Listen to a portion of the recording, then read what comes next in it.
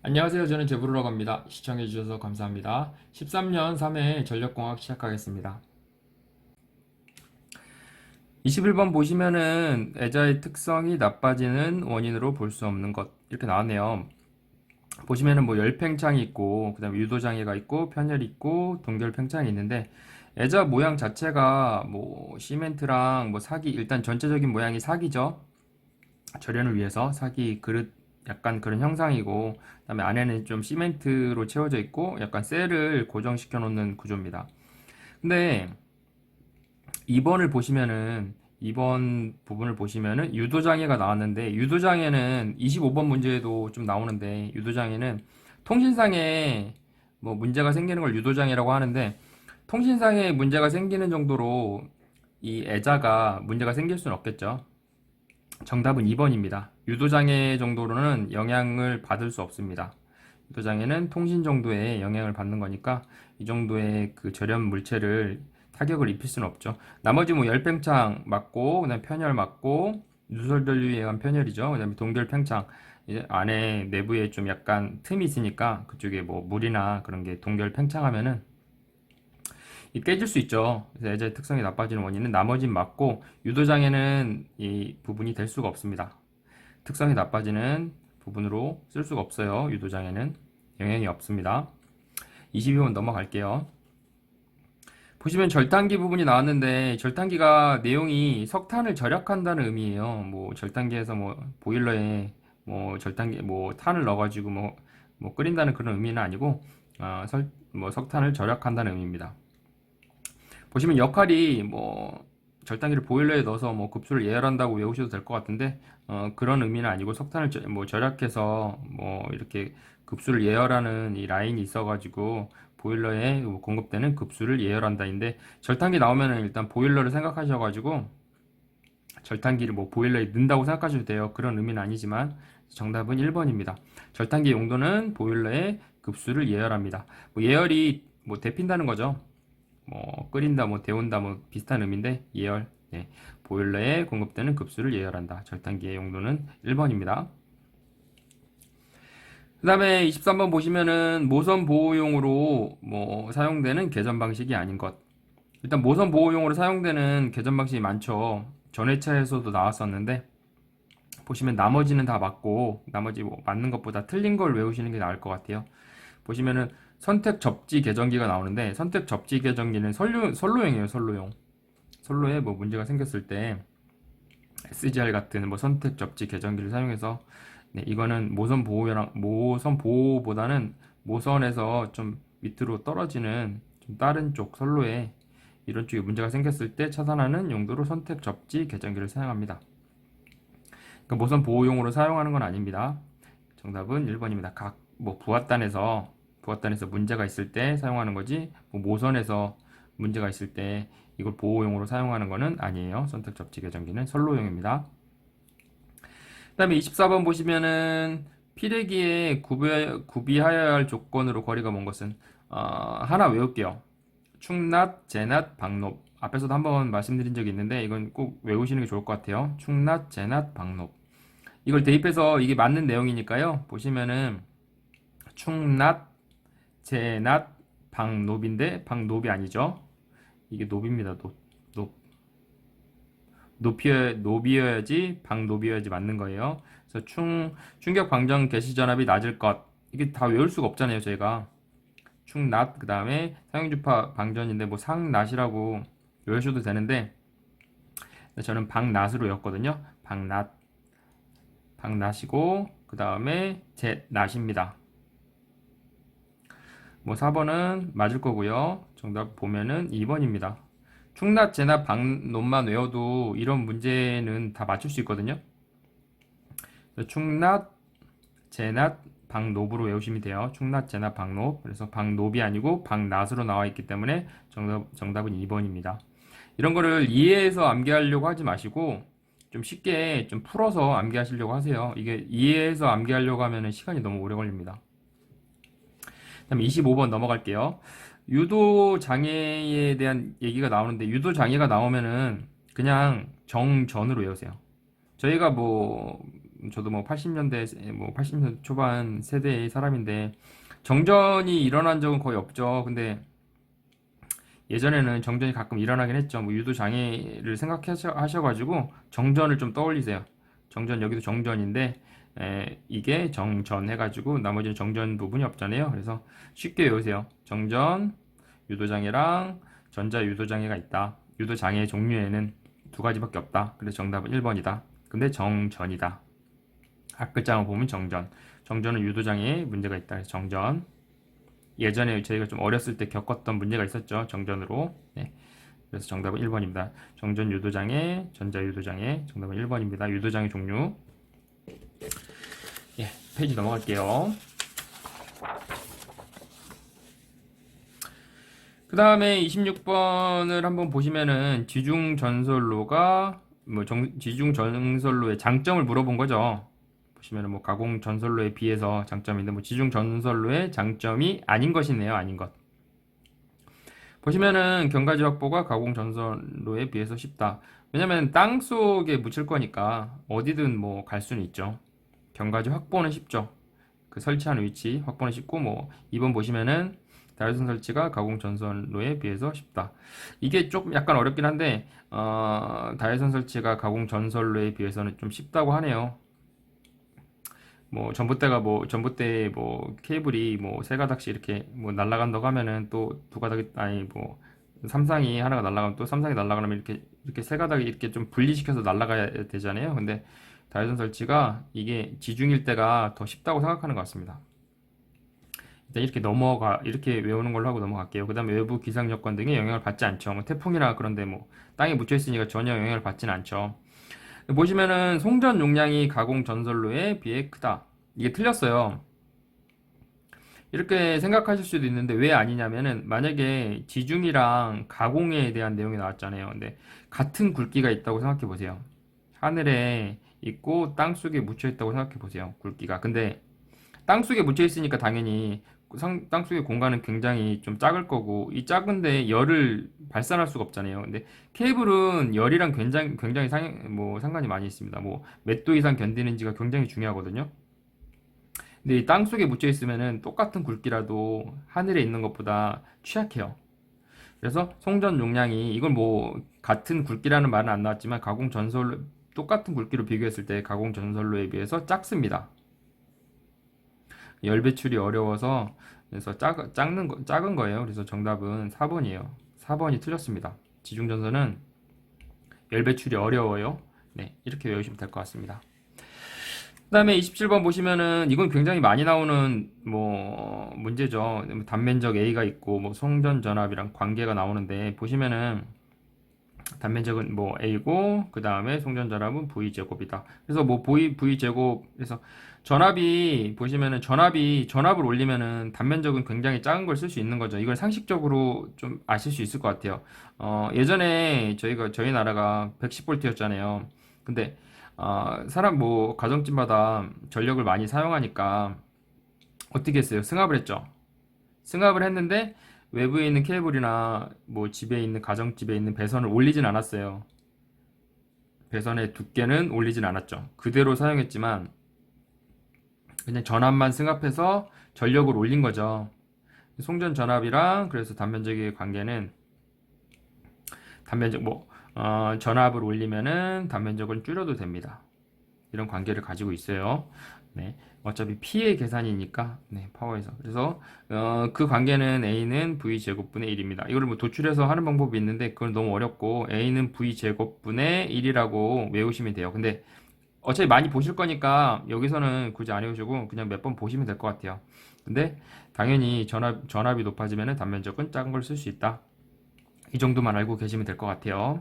대표적인 게 110V에서 220V로 저희 나라가 이제 승합한 거죠. 더 오히려 220이면 더 위험한데.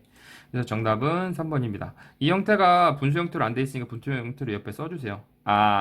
뭐 나머지도 다 써주셔도 되고 그거는 편한 대로 해주시면 될 것 같은데 실제 시험장에서 보는 거는 다 분수 형태입니다. 알고 계세요. 이게 이 형태로 안 나와서 오히려 헷갈릴 수가 있거든요. 그 다음에 28번 보시면은 이게 난이도는 C 플러스라고 볼게요. 근데 이건 푸셔야 될 것 같아요. 근데 일단은 뭐 물어보는 거는 송전단 전압을 물어봤어요. 수전단 전압이 6,600을 받았는데 너 이거만큼 보낸 게 아니잖아. 실제 송전단 전압은 얼마야를 물어본 거죠. 수전단에서는 전압 강화 때문에 좀 떨어지죠. 이거 더하기 얼마야? 근데 이거 더하기는 뭐 이거는 뭐 공식에 뭐 대입해서 할 필요는 없을 것 같고 나중에 더하면 되니까. 보시면은 뭐 전압 물어봤네요. 뭐 삼상이니까 일단 V는 루트 3 뭐 IR인데 보시면은 여기서 우리가 생각했을 때 R 부분이 RC 그러니까 뭐 R의 역률이고 더하기 그다음에 리액턴스의 무효분입니다. 무효율이에요. 보시면은 역률은 있고 무효율은 없는데 저희가 뭐 외우고 있는 거 있잖아요. 구구단 3, 4, 5, 6, 8, 12 다 적용되는 거예요. 8이 나왔네요. 그러면은 역률이 8이니까 하나가 무고 하나가 유면은 반대쪽이 하나가 유 하나 무가 되는 거예요. 그러면 뭐 역률은 80이니까 무효율은 60이 되겠네요. 네. 어떤 식으로 푸는지 한번 볼게요. 일단은 똑같이 써서 V는 루트 3 IR인데 여기서 좀 생각하셔야 될 게 RC 이 R 부분이 이런 식으로 된다고 생각하시면 될 것 같아요. RC 더하기 XS 뭐 역률 곱하기 그 다음에 뭐 리액턴스의 뭐 무효율 곱하기로 생각하시면 되고 그 다음에 3, 4, 5, 6, 8, 10 저희 외우고 있는 구구단 있잖아요. 그래서 6, 8, 10으로 넣으시면 될 것 같고 그래서 역률이 0.8인데 무효율이 0.6이 된다. 곱하기 하면은 그러니까 루트 3은 일단 대입은 그냥 바로 하면 되고요. 그다음에 곱하기 i를 해줘야 되잖아요. i는 50 그대로 든 거예요. 50 그 다음에 r 보시면은 r이 3이네요. 3 넣고 0.8은 역률 넣고 더하기가 들어가야 돼요. 그 다음에 4 x가 4죠. 리액턴스 4 곱하기 그 다음에 무효율이 0.6 뭐 1 마이너스 뭐 0.8에 뭐 제곱 뭐 이런 식으로 이렇게 계산하셔도 되죠. 뭐 0.6이 나오겠죠. 근데 이런 식으로 쉽게 암기하실 수 있으니까 저건 암기하는 걸로 할게요. 그래서 이런 식으로 공식이 나오고 이렇게 하면 대입이 이렇게 되는 겁니다. 한번 계산 한번 해볼게요.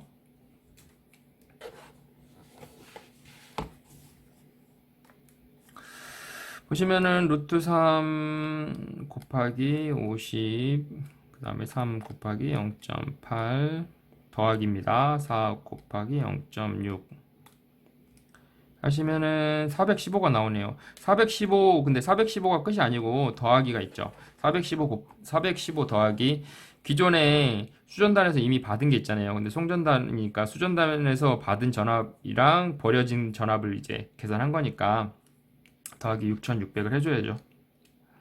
더하기 6600을 하면은 7015가 나오네요. 7015 정답은 3번이네요. 3번 수전단에서 받은 거 더하기 잃어버린 값을 여기서 계산해 준 거니까 정답은 3번입니다. 좀 풀기 약간 이건 난이도가 있으니까 좀 풀기 어려우시면은 답을 일단 먼저 암기하시고 그 다음에 좀 생각을 하셔가지고 푸는 걸로 할게요. 이런 뭐 공식은 이런 식으로 도출하면 좋을 것 같아요. 뭐 다른 방법 뭐 정식 방법이 있는데 저는 좀 쉽게 좀 풀어서 이런 식으로 할게요. 그다음에 29번 보시면은 29번도 좀 다르게 이제 실제로 이제 뭐 사이트나 아니면은 뭐 학원이나 그런 데 보면은 저랑 좀 틀린 방법으로 풀어요. 근데 저나 뭐 제가 푸는 방식이 편하면 제가 푸는 방식으로 푸시면 되고 만약에 학원에서 가르쳐 주는 방식이 편하다 그러면 학원에서 가르쳐 주는 방법으로 푸시면 될 것 같아요. 저는 좀 특이하게 풀거든요. 보시면은 최대 부하가 있어요. 최대 부하를 계산하라고 나오는데 어떤 거는 변압기의 최대 부하가 나올 때도 있는데 그거는 설수 부역으로 외우시면 되고 여기서는 지금 설수 부부가 나오거든요. 설수 부역 아니고 설수 부부로 외우시면 돼요. 설수 부부. 보시면은 먼저 나온 부분이 몇 번 말씀드렸는데 분자일 가능성이 높아요. 설수 부부인데 설수 부부. 순서 그대로잖아요. 설수 부부. 원래 역률을 곱해주는데 역률이 지금 없고 부등률 있고 부등률 있는데 부등률 더하면 안 되고 설비 용량은 더해야 되지만 부부로 곱해줘야 됩니다. 어떤 식으로 계산하는지 한번 볼게요. 그냥 뭐 다른 풀이를 보시면 굉장히 어려워요. 저는 이런 식으로 그냥 푸는 게 훨씬 나을 것 같아요. 이거는 제 방법을 좀 추천드릴게요. 보면은 설수 부역인데 설비 용량이 있잖아요. 설비 용량이 30kW 있고 50kW가 있네요. 이건 더해줘야죠. 설비 용량이니까 설비 용량. 그 다음에 수 있죠. 수용률 0.6 그대로 대입했고요. 그 다음에 부동률 1.2.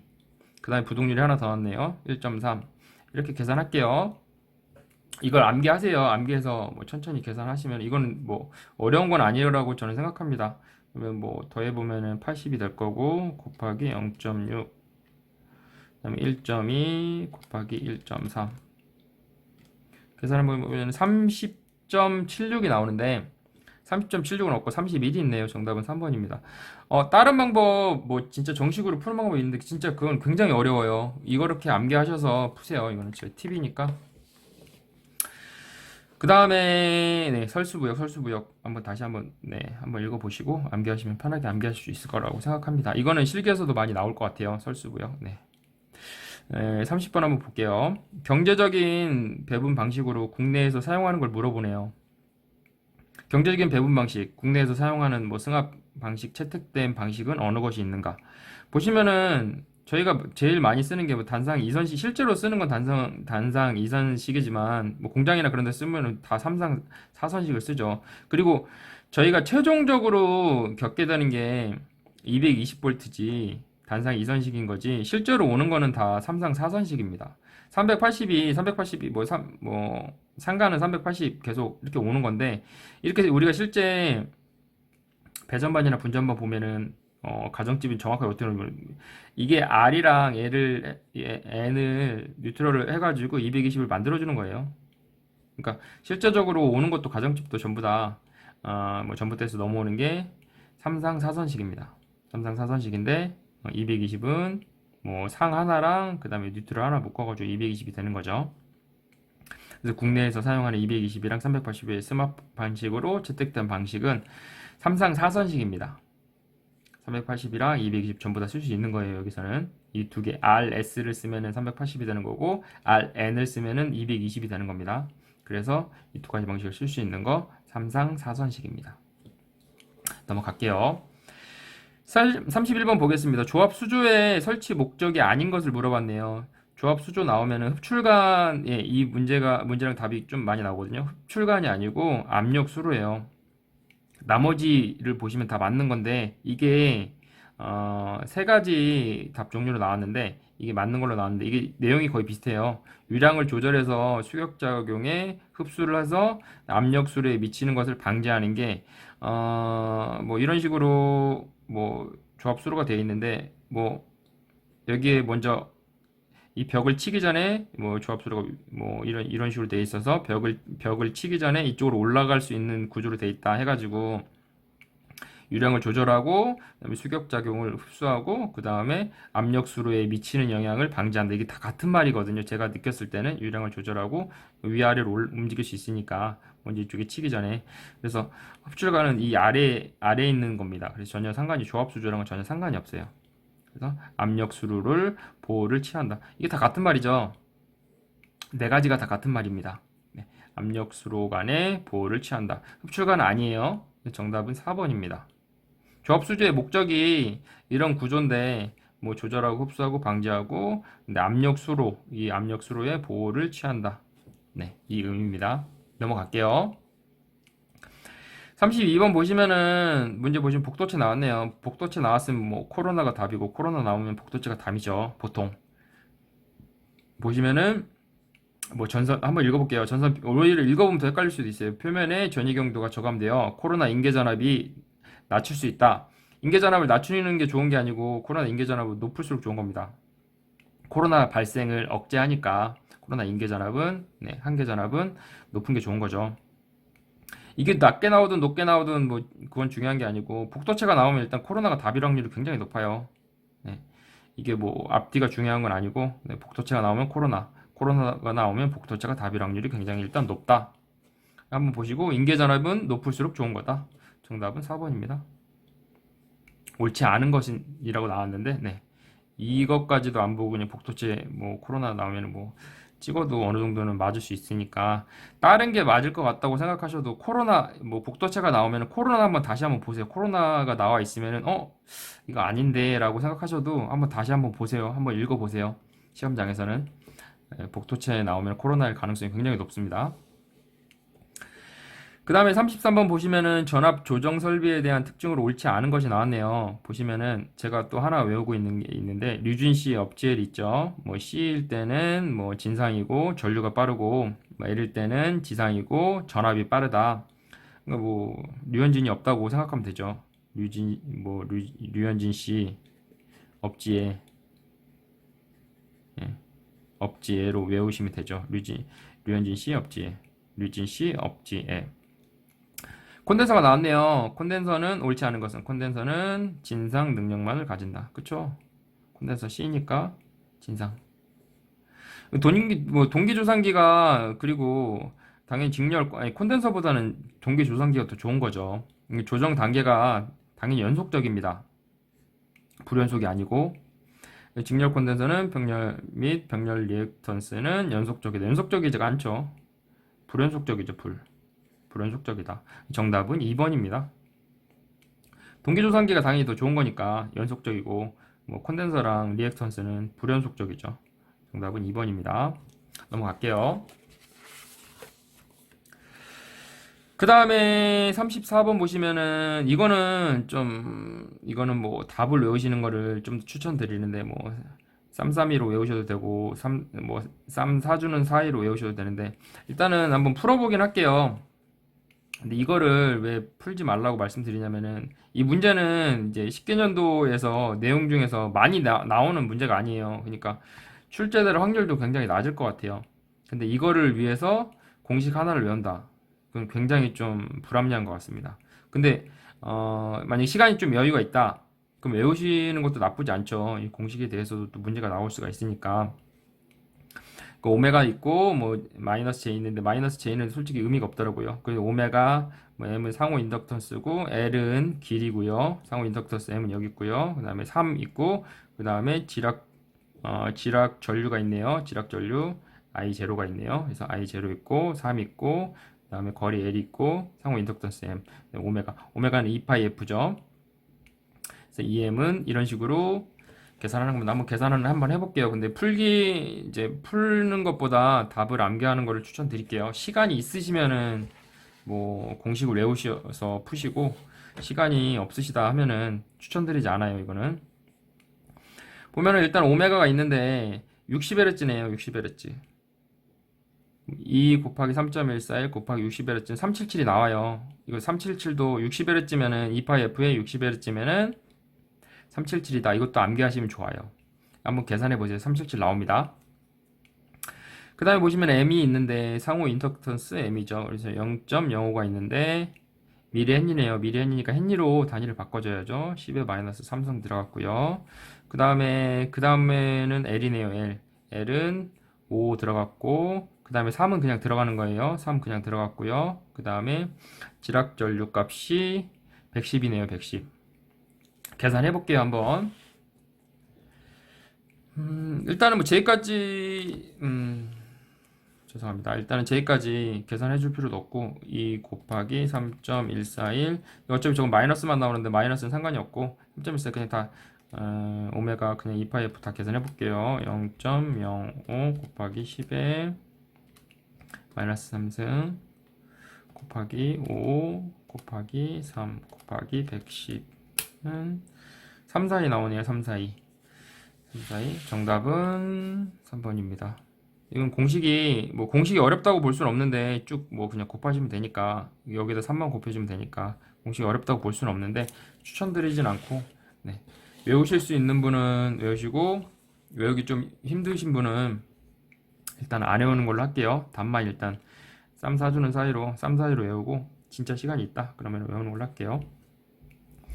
35번 보시면은 송전선에 코로나가 발생했대요. 전선이 부식된다. 무엇에 의하여 부식되는가? 우리가 잠을 잘 때 코가 부식될 수도 있잖아요. 코가 뭐 헐 수도 있고 왜 잘 못 잤으니까 코 자야죠. 코로나는 오존입니다. 오존. 다른 건 보지 마시고 코 잔다고 생각하세요. 코가 부식되는데 왜 부식되냐? 코 못 짜서 코 자면은 코가 부식이 안 되겠죠? 네. 코로나는 오존입니다. 코로나는 부식의 원인이 오존이에요. 코로나는 부식의 원인이 오존이에요. 코 부식은 코 못 짜서 넘어갈게요. 36번 보시면은 부하 전류 차단으로 사용되지 않는 것은 달로기라는 말 굉장히 많이 보셨을 거예요. 달로기. 근데 이게 뭐 영어 자체가 단자랑 비슷하네요. 달로기랑 DS랑 똑같은 거예요. 일반 스위치 접점처럼 생각하시면 돼요. 벽면 스위치, 뭐 형광등의 스위치 접점. 전류 차단 기능은 없잖아요. 차단기는 별도로 있죠. 그 스위치 전단에 1차 측에 뭐 전단에 따로 있죠. 그러니까 달로기는 전류 차단 능력은 없습니다. 그냥 일반 스위치 접점처럼 껐다 켰다 기능만 있는 거예요. 정답은 4번입니다. 그리고 DS는 달로기예요. 달로기는 같은 겁니다. 따로 외우시면 안 돼요. DS는 달로기예요. 영어로 그냥 써놓은 거예요. 정답은 4번입니다. 그 다음에 37번 보겠습니다. 제5 고주파를 줄이는 방법으로 옳은 것은 제5 고주파 나오면은 일단 직렬 리액터예요. 직렬 리액터. 제5 고주파 나오면 직렬 리액터. 직렬 리액터 나오면은 제5 고주파겠죠. 제5 고주파를 줄이는 방법은 직렬 리액터입니다. 직렬 리액터 뭐 다른 데는 없잖아요. 직렬 리액터. 제5 고주파는 직렬 리액터. 제5 고주파는 직렬 리액터예요. 넘어갈게요. 38번 보시면은 이거를 뭐 풀어서 계산하는 방법이 있는데 저는 추천드리지 않을게요. 이거는 그냥 답을 암기하는 걸로 할게요. 답은 B입니다. B.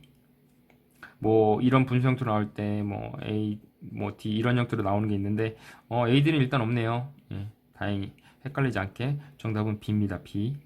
Z 원값은 B입니다. 이런 형태일 때 B예요. 답을 암기하는 걸로 할게요. 이런 형태일 때 B입니다. 그 다음에 39번 보시면은 39번 전해차의 내용이랑 거의 비슷한데 전해차에는 뭐 15ohm이 나왔던 것 같아요. 리액턴스 15. 근데 여기서는 17로만 바꿔서 나왔네요. 보면은 퍼센트 리액턴스는 약 얼마인가? 퍼센트 리액턴스는 외우실 때 PX 10분의 2번. 근데 여자분들은 모르실 수도 있겠구나. 군대 다녀오신 분들은 네. PX 10분의 2번 간다. 그 다음에 퍼센트 임피던스 나오면은 피자 10분의 2판. 이거 근데 어차피 똑같아요. 똑같이 생겼는데 그냥 뭐 하나만 외우셔도 되는데 뭐 생각하셔가지고 편한 걸로 외우십시오.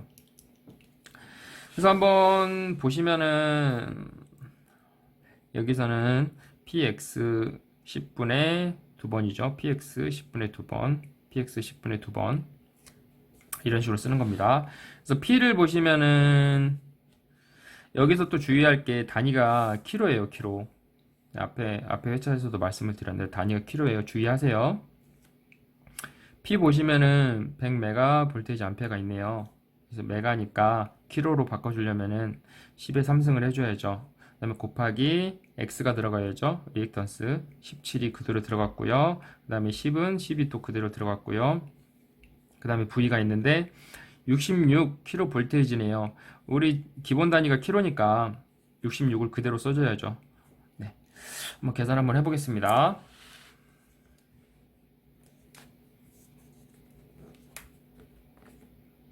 분수 형태로 하고 100 곱하기 10에 3승 해주고 곱하기 17 10 곱하기 6의 제곱. 이 공식은 무조건 꼭 암기하셔야 돼요. 이거 굉장히 많이 나오는 공식이어가지고 꼭 암기하셔야 됩니다. 정답은 2번입니다. 39.0이 나왔으니까요. 정답은 2번이에요. 여기서 사용한 공식은 px 10분의 2번이죠. px 10분의 2번. 전 위에서부터 아래로 내려오는 식으로 암기하니까 px 10분의 2번입니다. 그 다음에 마지막 문제 한번 볼게요. 40번 문제네요. 보시면은 뭐 알스프, 뭐 리클로저랑 뭐 섹셔널라이저랑 뭐 라인 퓨즈가 있는데 요 그대로 배열이에요. 알스프. 가장 적합한 배열은 알스프. 정답은 4번이고 앞에서도 예전에 한번 언급을 드렸는데 알스프 나오면 일단 알스프가 정답이고요. 스프알이 나오면 스프알이 정답인데 여기 또 스프알이 있네요. 근데 알스프가 먼저 나오면 알스프가 답이고 그 다음에 스프알이 나오면 스프알이 답입니다. 그러니까 알스프가 없으면 스프알이 답일 거고 알스프가 있으면 알스프가 답이에요. 보시면은 섹셔널 라이저는 그러니까 이 중요한 핵심 포인트만 말씀드리면은 이거는 R 뒤에 있어야 돼요. 무조건 그냥 뭐 R 뒤에 있어야 된다. 그래서 알스프가 정답이 되는 겁니다. R 뒤에 있는 거는 얘밖에 없잖아요. R 뒤에 S가 R 뒤에 있는 거는 네, 얘밖에 없어요. 그래서 R 뒤에 S가 없어서 R 뒤에 S가 없어서 R 뒤에 S가 없어서 정답은 4번입니다. 이거는 따로 차단 기능이 없기 때문에 차단 기능이 있는 리콜라이저가 앞에 있고 뒤에 섹셔널라이저가 뒤에 있어야 되는 거예요. 네. 이게 뭐 정석인데 정석으로 보셔도 되고 많이 어려운 건 아니니까 이게 알스프가 뭐 알스프 스프아리가 한 번씩 외쳐주시고 이렇게 외우셔도 되고 편한 걸로 암기하세요. 네. 3회 마무리하겠습니다. 항상 부족한 부분이 많습니다. 질문이나 틀린 부분 있으시면 댓글 남겨주세요. 구독과 좋아요 부탁드릴게요. 고생하셨습니다. 감사합니다.